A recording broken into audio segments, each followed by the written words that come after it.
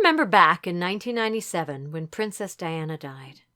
It hit me so hard, and I wasn't alone. I was working the phones at the Vancouver Crisis Center that night, and call after call came in from people just absolutely devastated. It was heart-wrenching. So as the years passed, it never came as a surprise to me that Prince Harry, the youngest brother and a very sensitive young boy, would have a lot of problems in his teen years and early adulthood. He was often in the headlines for his wild partying and his controversial behavior, including using drugs and getting into fights. Burdened with the massive loss of his primary source of kindness, compassion, and love at such a young age, of course he struggled with the pressure of being a member of the royal family and the intense pressure and media scrutiny that comes along with it. It's too much for a healthy person without that kind of traumatic history to bear, much less a sensitive 12-year-old boy who's just lost his beloved mother. So many of us have experienced some form of trauma in our childhood, whether it be abuse, neglect, or the death of someone very close to us. And while we may think that we've moved on from those experiences, they can still have a lasting impact on our relationships.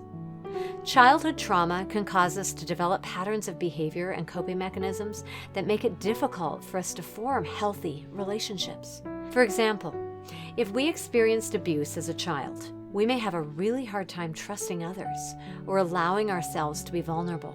Or worse, we may be looking for someone to continue that abuse that feels so comfortable to us. Childhood trauma can also affect our self-esteem and our self-worth. If we were constantly told that we weren't good enough or that we were the ones to blame for the abuse, we can carry those feelings of worthlessness into our adult relationships. This can make it difficult for us to see ourselves as deserving of love and of happiness. Childhood trauma can also affect our ability to communicate effectively. If we weren't allowed to express ourselves, or if we were punished for speaking up as a child, we may have a hard time expressing our needs and wants in relationships. This can lead to misunderstandings and conflicts. We take the bonds that were made out of trauma and we subconsciously repeat those patterns on autopilot when we're choosing our partners. Simple and yet tragic. After Harry had his closest stable bond ripped away, he was left with his father Charles and brother William. And in his new memoir, Spare, Prince Harry chronicles the abuse that he received from both of them.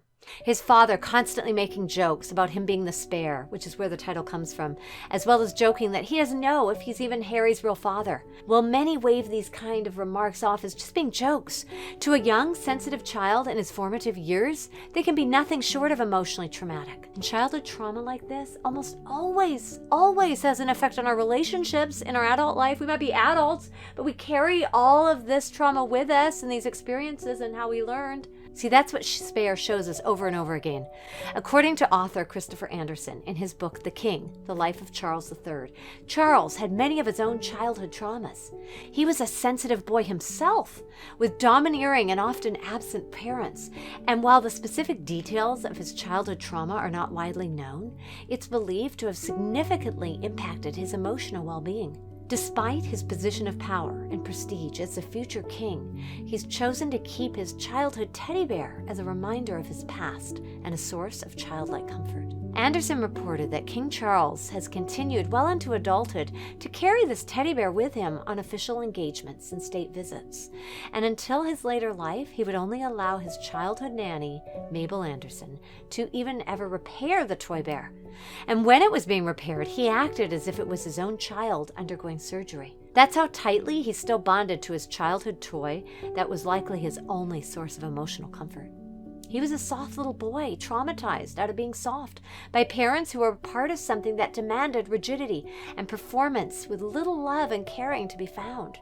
And little boys who have had their sensitivity desensitized out of them, they crave love from wherever they can get it, including inanimate objects. He found love and compassion in Diana, who could have saved him if only he'd let her, but instead, he just inflicted all his pain onto her.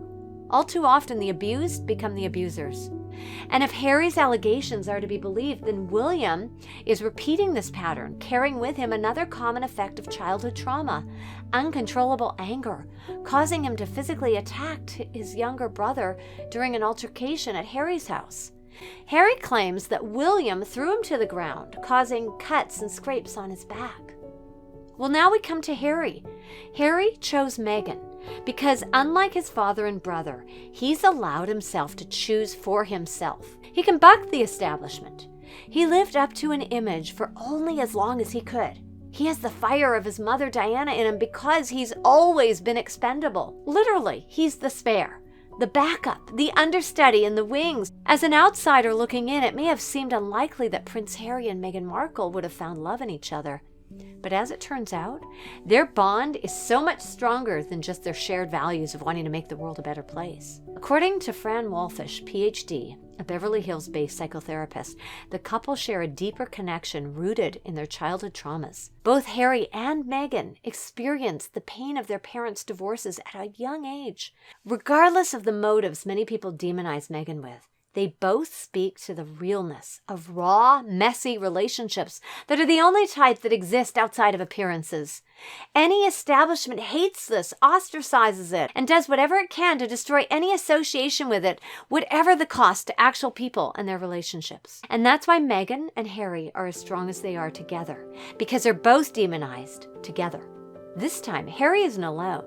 He has a woman who will stand by him no matter what, because she's already got nothing to lose. The establishment hates on her already, and everyone who supports the established order of that monarchy joins in their disparagement of them both as well. That's love at its rawest and its rarest form, unmoving, never-ending. I'm really happy for Harry that against such unsurmountable odds, he found the love that he has with Meghan, and that he's been able to at least partially move past his really deep childhood wounds here. The biggest issue that his book raises is the kinds of childhood trauma inherent in such an archaic system as the monarchy. Behind the grandeur and the pageantry that is all the adoring public is ever allowed to see, there are far too many stories of childhood trauma experienced by its members. On the face of it, the monarchy may seem like a fairy tale, but it's the very breeding ground for childhood trauma, emotional neglect, and abuse. And that's the real story that we should all be talking about. Archaic systems such as these are not only traumatizing for the people within them, but they're polarizing to the population in general, which is why you'll find such passionate opposing views on whether Spare is a must-read, written by a rare man who didn't have his emotional self hardened out of him, trying to redeem himself by finally exposing the truth, or whether it's a low-level tell-all written by a jealous brother trying to profit off a monarchy that had no choice but to reject him due to his anti-establishment behavior. I know what side I line up on. Which side do you? Tell me below in the comments. And if you're having trouble coping with the effects of childhood trauma, know that you are not alone. Please know you're not alone. And please remember that healing from childhood trauma takes time and patience. It's not something that can be fixed overnight, but with the right support and guidance, it is possible to break the cycle of trauma and to form healthy, loving relationships. It's so important to seek professional help. A therapist or a counselor can help you to understand your experiences and provide you with the tools that you need to heal and move forward.